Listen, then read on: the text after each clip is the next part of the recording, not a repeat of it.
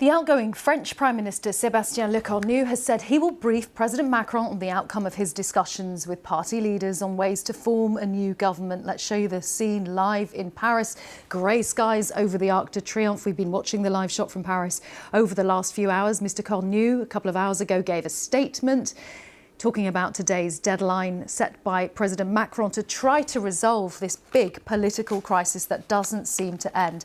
Now, Sébastien Lecornu, we can remind you, announced his shock resignation on Monday, and that was just 26 days into his job, hours after he'd named his cabinet.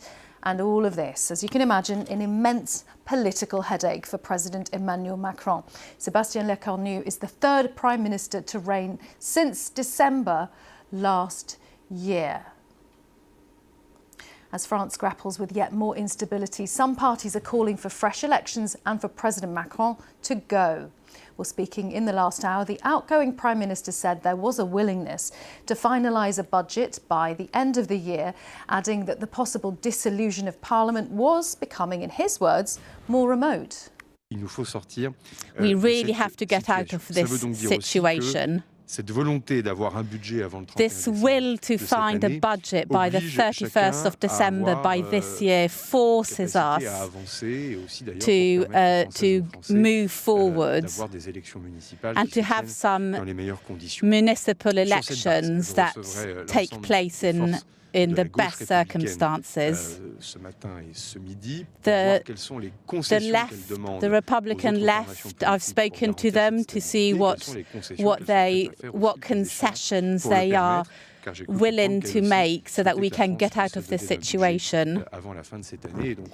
And before the end of this year, we really need to get our house in order.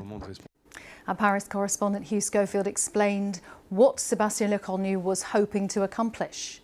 Well, what he was trying to do there was put a positive spin on what is happening, implying that an agreement is within reach. But as in all these situations, you can't take what he says at face value. I mean, he's trying to create an effect with what he says. He wants to reassure the markets internationally that things are stable, are stabilising. He wants to protect President Macron, who's under increasing attack, and he wants to just generally create a momentum towards a deal and therefore perhaps force parties who might otherwise be reluctant to finally come on board. But what's going to happen, we just don't know. He's seeing the socialists now, and I think that's the key meeting, because in all of this, there's a sense that things are shifting leftwards towards the socialist camp. They're in a position of relative power now. Macron and Lecornu having failed to form a sort of stable government for over a year now with the centre and the centre-right.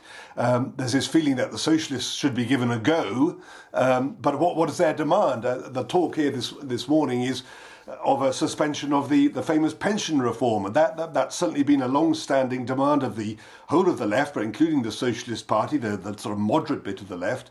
But is that really acceptable to Macron, to the markets, to the centrists in general? I mean, we'll have to see it. And I mean, if there is to be a solution to all of this that does not involve a dissolution of Parliament, it'll have to be probably around some give towards the left on the issue of pensions, but falling short of an absolute suspension of that key reform. If that key reform of the pensions is dropped as part of a deal, then the reaction of the markets will be massive. They see it as a symbolic sign of France's ability to reform. And if at the end of the day, this thing which took so many years of struggle to get through is just dropped, then that'll be a very, very negative sign indeed. So we just don't know. We'll have to wait till the end of the day. And Hugh, just remind us how they got into this position and why there has been such difficulty trying to pass a budget.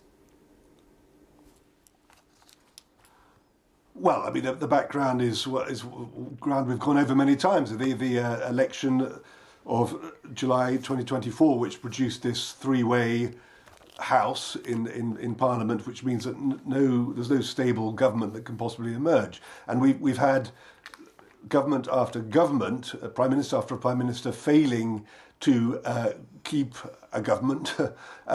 They've just about managed to get a budget through at the turn of this last year.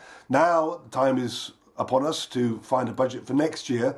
But as always, it is about questions of spending and raising money that the country and politicians divide, and finding some kind of consensus on how the country's money should be shared out and raised is what is causing such a political headache now.